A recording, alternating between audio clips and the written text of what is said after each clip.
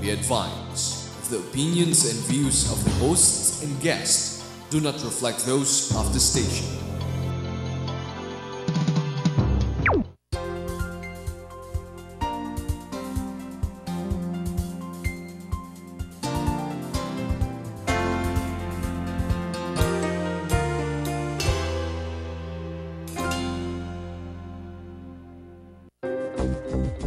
Everything we listen to, everything we watch, everything we read, everything we wear. Behind all our favorite things, there is an author, an artist, an inventor. Genuine, real, original.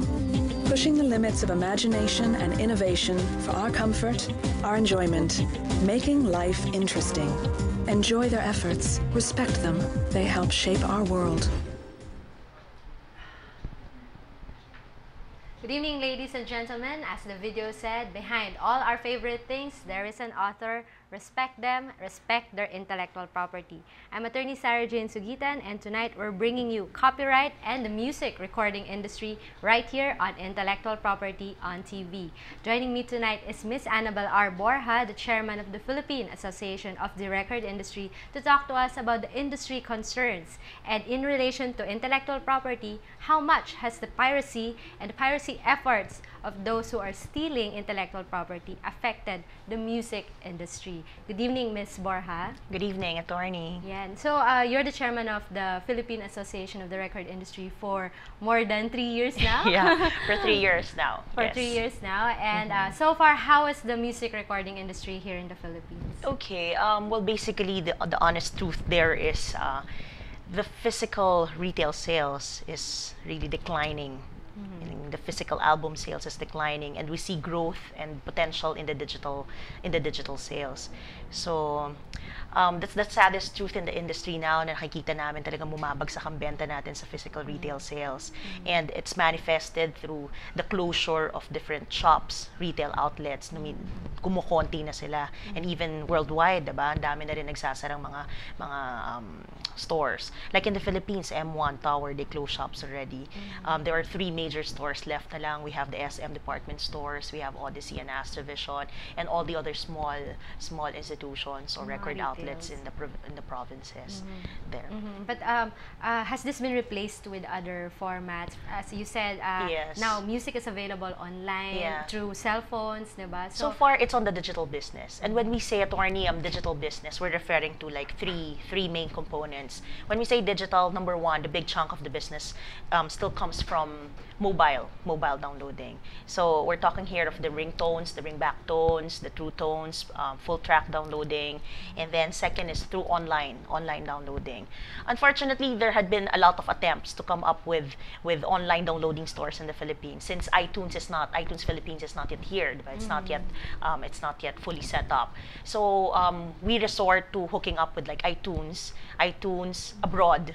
Okay, but downloading Filipino songs, we're into Amazon, into Napster, and a lot more. Okay, then some record labels, like in the case of my company, Star Records, we came up with this portal. It's a downloading portal we call starrecords.ph. So it's like a mini iTunes, but it's it's based here in the Philippines. So in that platform, listeners can download music. Yes, can download pay songs for at 30 pesos per download. And how do they pay for that? Through credit card. But we see little progress in terms of revenue, or little revenue growth, because the Philippines is not yet, the Philippine market is not yet used in buying songs or buying everything through credit cards, unlike in other countries that they really buy everything through use of credit cards. So different business models are still being studied on how to really push consumers, especially music lovers, to really go download their songs through digital formats. Go out and buy, whether yes, go out and hard buy. copy, I mean CD, in Yes. retail shops or online. Yes, Diba? yes. So, pero you're with Star Records, and at the same time, you're chairman of the Philippine Association of the Yes. recording industry, or Yes. PARI. How long has the PARI been in existence? Okay, PARI, or we call the Philippine Association of Record Industry, has been in existence for 39 years now. So, hindi pa yata ako pinapanganak na doon yung Meron pari. Meron ng pari. Meron ng pari. Nung araw, ano pa eh, cassette tapes pa eh, yung format from cassettes, Yes. diba? So, nakita natin yung evolution din ng music naman. So, sa pari, I just joined pari siguro mga around 8 years ago. To be 8 years exact, ago. 8 or 9 years ago. And it's my 3rd year as chairman of the Philippine Association of Record Industry. What exactly does PARI do? Is it like an umbrella organization, for example? Yes, it's the central and the umbrella organization of all the record labels here in the Philippines. PARI is currently composed of 14 board members, active board members, and we have 14 associate members. The associate members are the duly registered label companies na nakarehistro mismo sa amin sa PARI. Okay, so Label this is companies. ang pinag-uusapan namin sa PARI kung paano natin may aangat ang antas ng musika o maaalagaan din, ma-regulate ang mga batas, lalo na intellectual property rights, 'di ba, of composers, singers, record labels or master sound recording owners. So lahat 'yan mga pinag-uusapan sa PARI.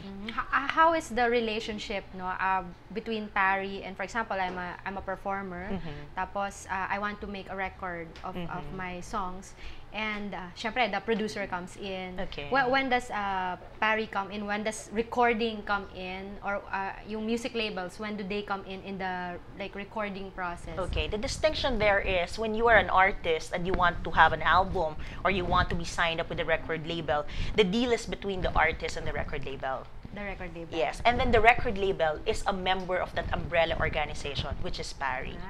Okay, ganun pala. so ganun yung process niya. If you are a songwriter naman, a songwriter is now also under naman, if you are assigning some of your songs, especially for public performance, there's this organization called PhilSCAP. Those are for Filipinos, Filipino composers.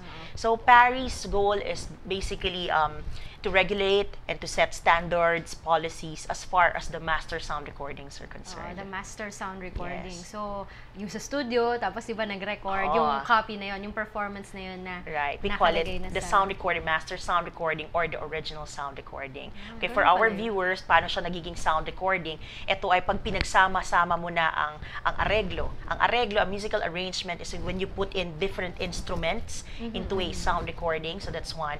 And you put in vocals, kinantahan na yung musical arrangement, yun yung nagiging sound recording. So marami palang, kumbaga, maraming elements go into a record. Yes. 'Di ba? Minsan, ano ba yan, sabay-sabay nire-record yung vocals, yung orchestra, I mean yung percussion, or minsan one recording lang yan, or like mini-mix ba yan? Sa teknolohiya Ina-arrange? po kasi natin ngayon, meron ng tinatawag na ina-arrange mo na lang siya, sinisequence mo na lang siya using the computer. Okay? So, kaya dati kasi nagsisimula tayo, bawat isang instrumento rene-record mo. Papasok ka sa isang recording studio, okay, na ire-record mo yung drums, ire-record mo yung piano or keyboards, ire-record mo yung gitara, separate. Okay, the different elements of the instruments to make it a musical arrangement. Ngayon kasi pwede na lang sa computer eh.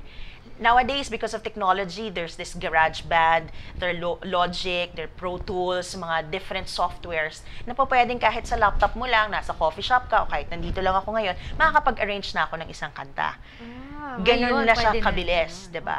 But we don't want naman to just be focused on that kind of musical arrangement na manufactured through different programs. Although it can be at par also dun sa live, pero maganda rin na linalagyan mo ng overdub. We call it overdub. So may existing arreglo, tapos linalagyan mo pa rin ng live strings or live overdub of guitars. So yun. That's how we do a musical arrangement. Tapos yung reproduction na nung record na yun, that's a different story pa. Yeah. So after kasi na meron ka ng arreglo, then that's the time a recording artist or the singer will come into the studio to put vocal interpretation. So, And nahuhuli na yun after yan, the arrangement. okay. Tapos after niya nakantahan na ng singer, and then imimix na ngayon ng sound engineer natin. So tapos, syempre mga dapat mga 5, minimum of 5 to like 10 to 12 tracks ang laman ng isang album. Then that's the time you bring your master now to a replicator. To a replicator. To a replicator. And then you process already your sleeves, yung album covers, yung inlays mo, diba? Yan. That's the process. That's the recording process. So, that's how much work goes into a record. I mean, a Yes, CD, kahit na yes. 5 songs lang yan, 10 or 12 songs. Right. So, you have the arranger, di ba? Yeah. Not just the composer, the lyricist, 'di ba, the performers, tapos yung mag-mix, mag-overdub. Yeah, And of course, andun yung mga producers. Kasi all of right. this cost money. Yeah. 'Di ba na And not to mention also, since we're talking here of intellectual property rights, no? Kaya bago mailagay sa isang replicated CD or sa isang master sound recording ng isang kanta, kailangan may clearance ng lahat ng mga kantang ilalagay mo doon. Meaning you enter a record label, enter into a licensing agreement with the composer or with the publisher who controls the rights over that composition. Okay, for instance, Paano na Kaya of Bugoy Drilon, composed by Mr. C, is a composition composed by Mr. C, and that composition is published under PhilSCAP. So before we did the recording of Paano na Kaya of Bugoy Drilon, we have to seek clearance and get mechanical license from PhilSCAP as the publishing company of Mr. C. Now, if there's no publishing company, we go directly to the composer. And then we encourage the composer to assign it, for instance, to our own music publishing company, which is our Star Songs Music Publishing Inc. So ganun pala yung Very important that we clear or we seek mechanical clearance before we proceed with the actual replication of the product. Has that always been industry practice in the music recording industry? Yes. Ever since? Yes. Oo. And that has been also the role of PARI. Kasi marami rin minsan, di ba, naglalabas na lang ng mga kanta nang hindi sila humihingi ng permiso sa mga may-ari ng mga komposisyon. Diba? So, ang dami dyan, lalo na sa pirata, nagko-compile. Ang dami pa nga hit song sa pirata eh. At mabibili mo talaga na kino-compile nila. Yung mga never in our wild imagination that all these artists will be in one compilation CD. Lahat nagsasama-sama sila doon. So, sila kasi hindi naman nila binabayaran ng sound recording. Wala silang royalties na binabayaran. Wala rin silang binabayaran sa publishers. It's just the replication of that CD na it matters to them. Diba? Wala silang masyadong cost of production. But a record label, kapag pinirata ang isang produkto namin, ang daming nasasaktan. Nasasaktan ang owner ng kanta, which is the composer. Nasasaktan ng artist na wala siyang royalties na tatanggap from the record label. And most hurt talaga ang record label na siyang namuhunan, nagpondo dun sa production ng isang CD. How much does it take to record a song? For example, ngayon, magkano na ba yung, I mean, if you go into a recording studio and just play at random, di ba? I mean, you rent it for an hour, ganyan, di ba? So, I mean, for a song, how much does it take? Si attorney, interesado Oo kumanta. nga, kasi parang makita ng viewers natin how costly it is to make a record. Okay. Di ba? It's easy to enjoy and then download and pirate, pero it takes a lot of work and a lot of money as well. Attorney, surprisingly, napakadali nang gumawa ng kanta ngayon. If you are techie enough to really come up with a song, produce that arrangement using your GarageBand in your Mac laptop, for instance, you can just record it inside your house. And there's a recorder in that Mac or in that program that you can record already your voice. So when we did our music expo last year for PARI, we had a session, or we had a speaker, Jimmy Antiporda, Jimmy Antiporda is one of the premier composers, producers here in the country. He said that with 60,000-70,000, you can professionally record. You have already a setup of a professional recording. 60,000. But still, that's money. That's but to produce a song, siguro less than 10, less than 15,000, less than 20. It depends. It depends on the kind of instruments that you'll put into that production.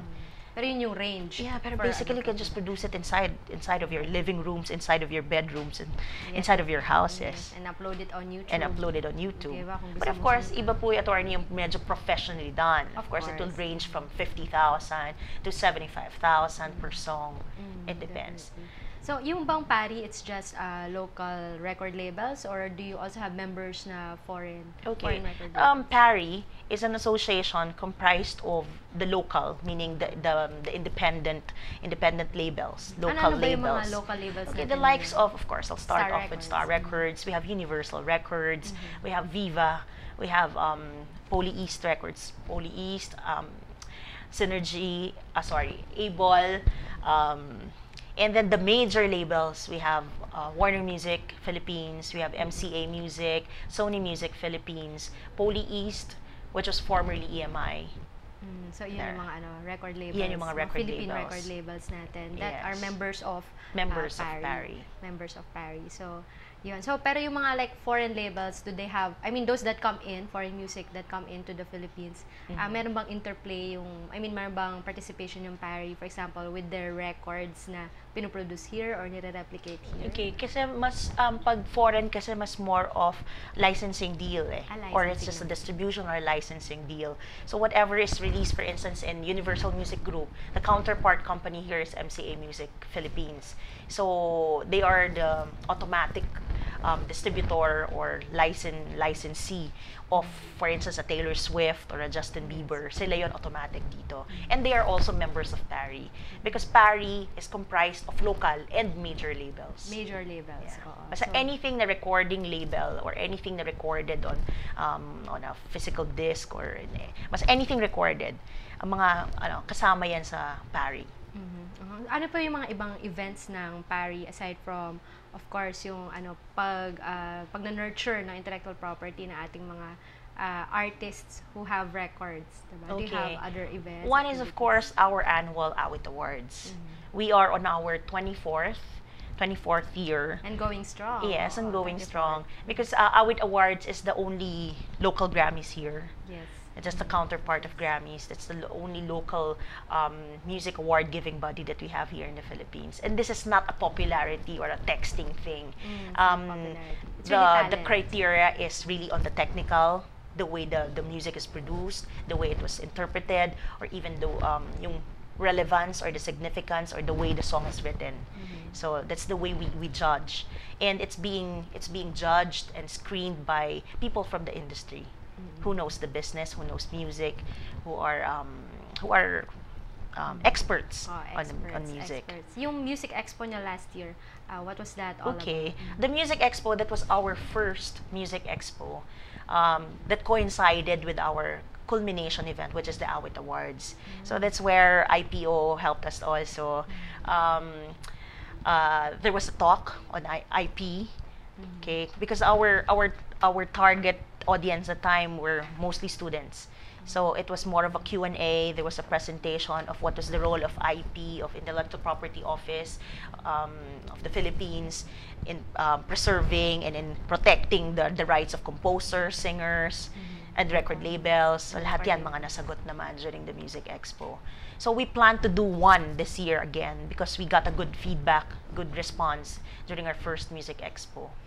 So we'll do the same thing this year, and plus the Awit Awards, of course, this year. The Awit Awards. Yes, definitely Parry is, as you said earlier, it's industry practice to seek out clearance. So, well aware ang recording industry natin pagdating sa intellectual property, pagdating sa pasintabi, sa paggamit ng intellectual property ng iba. Hindi katulad ng, for example, the writing industry, the literary industry. Sa kanila daw before, they'll write but not for profit or anything. So, ang tingin nila, ngayon pa lang sumisikat yung copyright. Ngayon pala nagkakaroon ng awareness when in fact, it has been, in the music industry naman, particularly the music recording industry, it's already an industry practice to respect intellectual property. Ang problema, technology. Diba? So, and maybe also education na, I mean, for people to be aware how much work goes into a CD and for one to just download it without paying for it or compile it, diba? I mean, you were saying earlier, mas marami pang hit songs yung mga sa mga pirated CDs because they make a compilation, different artists, lahat ng hits or something, diba? By will, but they do not pay for anything. They do not remit royalties, walang obligation to pay, and they're not nurturing an industry. Right. Diba? They're not nurturing an industry. And definitely, technology is both destructive and can be constructive for the sales. Kasi after all, why produce a record, diba? Yes. If you're not going to market it. Otherwise, you can just, as you said, produce music, a record via your software at home, upload it on YouTube, and you can be an internet star, diba? Yes. Pero if you want to be professional about it, you go through the record industry, the proper record industry. Ayan. Correct. So more of the music recording industry in the Philippines when we come back right here on Intellectual Property. Everything we listen to, everything we watch, everything we read, everything we wear. Behind all our favorite things, there is an author, an artist, an inventor. Genuine, real, original. Pushing the limits of imagination and innovation for our comfort, our enjoyment. Making life interesting. Enjoy their efforts, respect them. They help shape our world.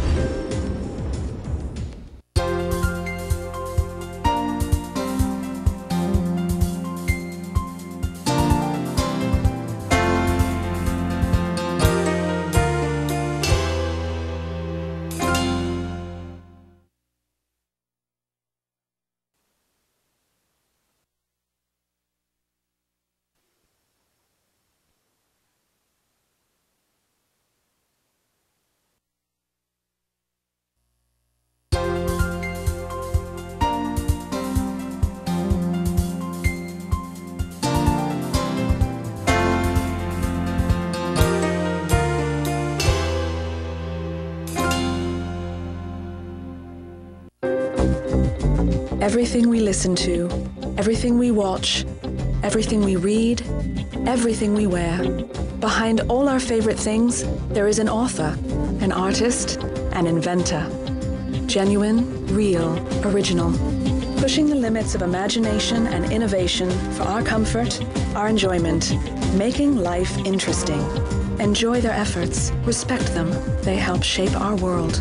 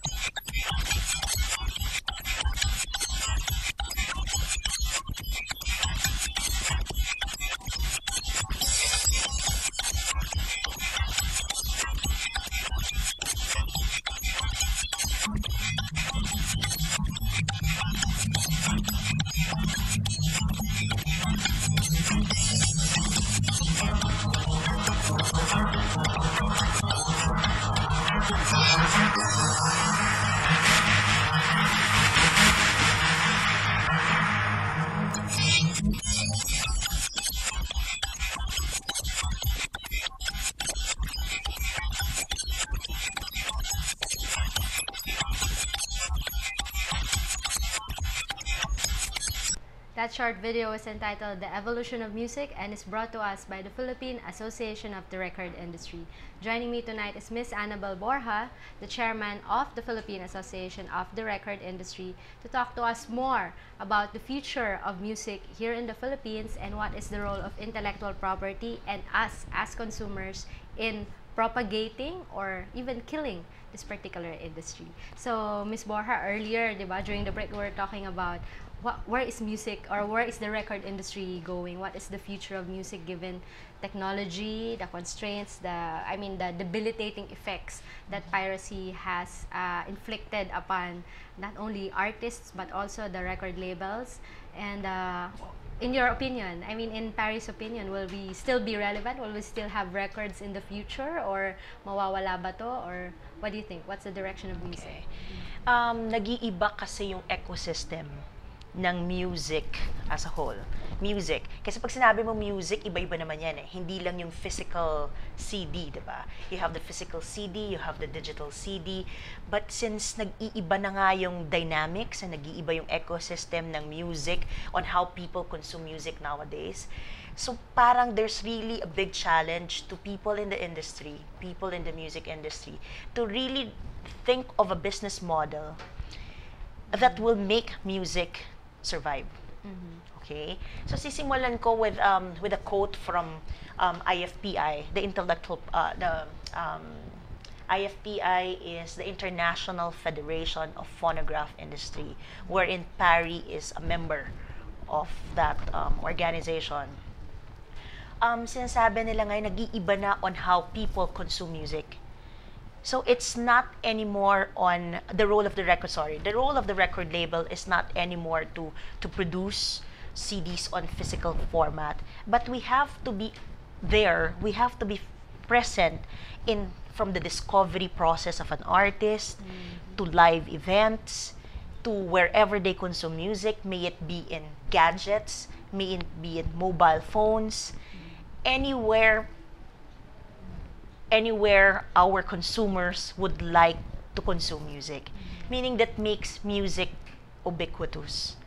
Making music available anywhere, anytime they want it. In whatever platform. In whatever platform.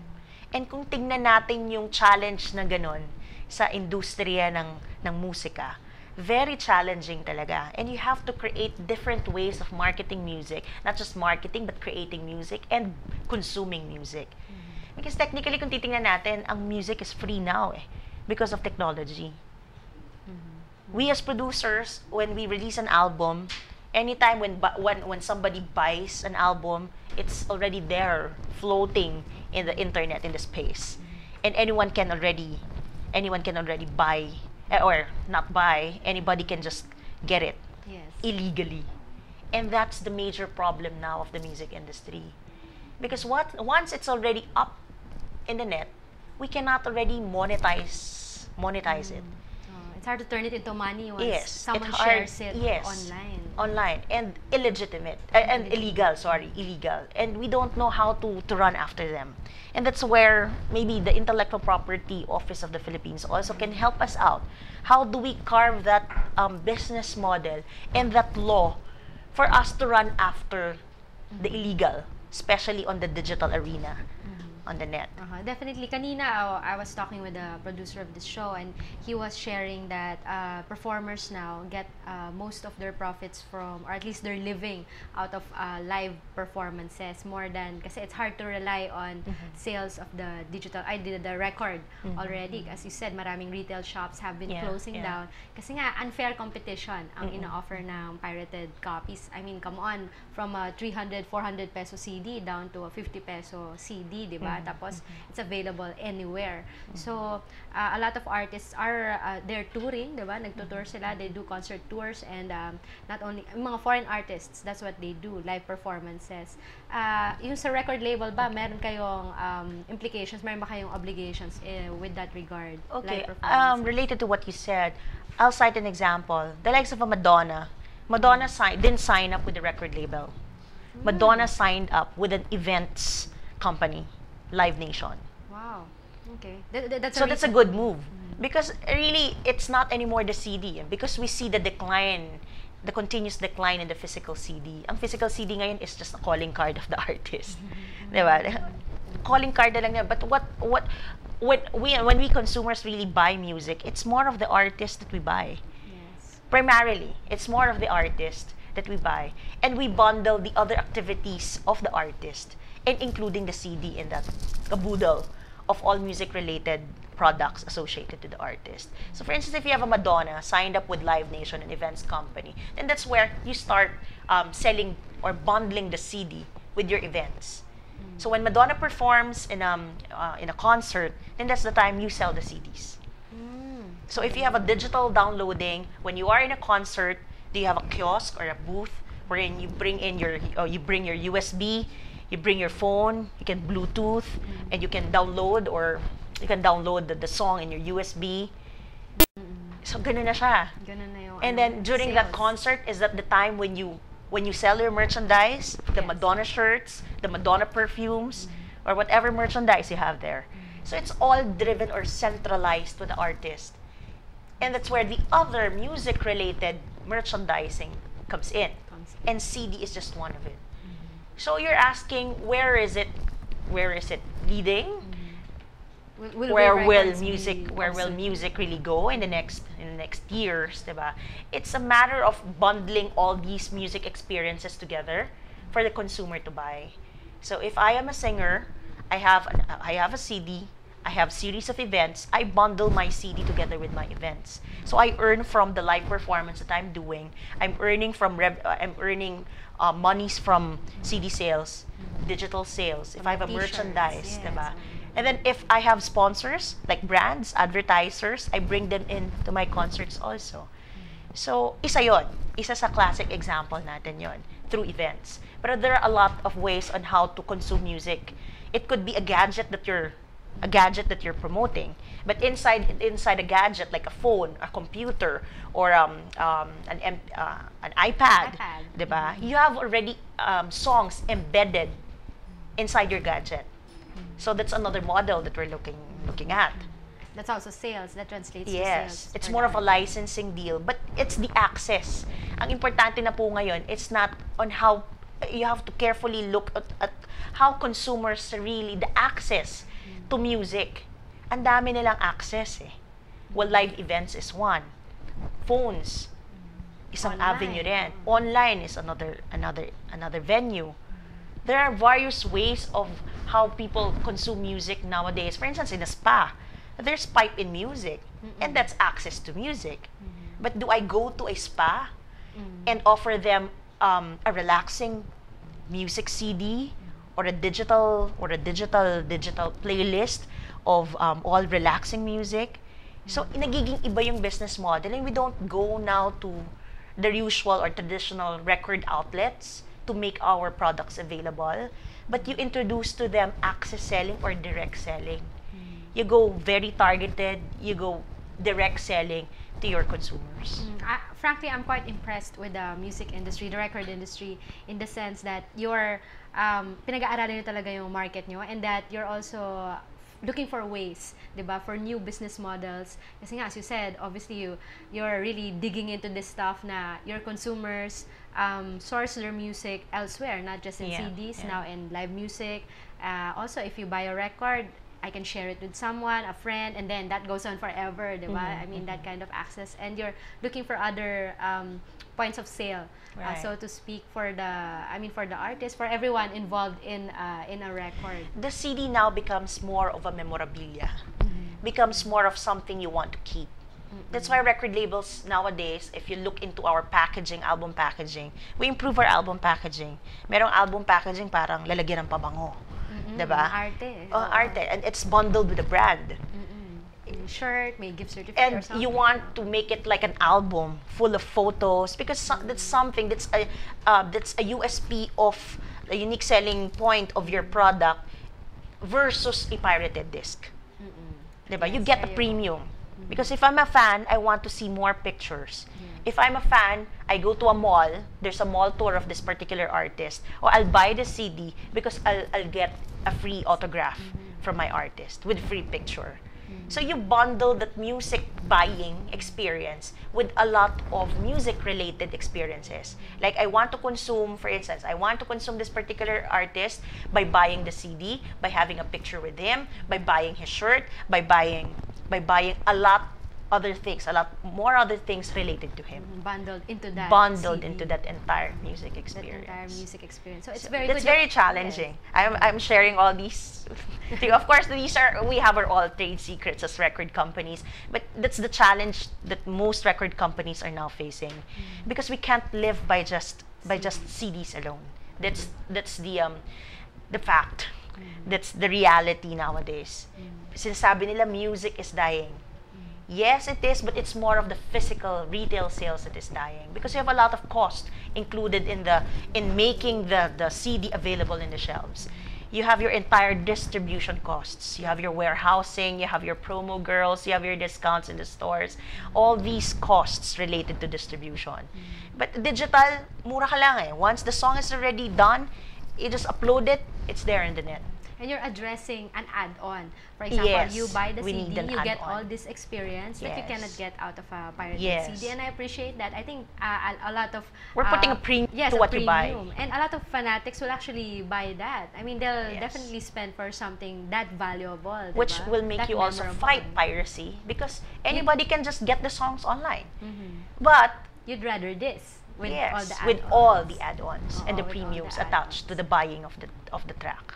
So definitely that's laudable. And how about live performances, promotions? For example, there's a new artist. Does the record label or the recording industry have anything to do with that in terms of promotion? Definitely yes, because nowadays the best way for us to sell somehow bulk of the CDs would be through live events. Live events. You see a lot of record labels and artists going to the malls every weekends promoting. And they're promoting for free. Mall tours. I hope most of the artists are promoting for free because it's basically for their album, and they spend time signing all these albums and taking photos, having photos with the consumers of the albums, because that's the only way nowadays to really sell. When we are really investigating or observing how many people still go to the record outlets and buy, versus you have an event, you have a mall tour, you have a captured market right away, and they will buy because they want to experience you more than just getting the album. Okay. So positive yung response. Positive yung response. So this will definitely continue, and for all we know, magkakaroon din ng panibagong business model if mag-iba yung platform. As you said, I'm really impressed with the way you identified where your consumers consume their music. Where do they get it from? Saan yung access nila? Dati, it's just you buy it from the retail shops. Now with gadgets and with the internet, nasi-share na yung, music even in the spas, di ba? You go into a retail outlet or any business establishment, you can consume music right there and then. Right. And all of this, pwedeng pagkakitaan. May opportunity for to make a sale. monetization. Yeah, for monetization.